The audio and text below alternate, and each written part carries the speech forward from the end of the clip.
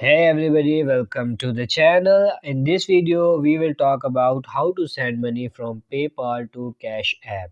So first you have to open your PayPal app. You are going to see your PayPal homepage. Then you have to click on your PayPal balance, which should be located right here. Now from here you have to go where it says transfer and then click on where it says transfer to bank. You are going to need bank account. Set up your PayPal account in order for this to work. But if you go ahead and transfer funds to your bank account, after you link your bank to your PayPal account, then open your Cash App or money icon.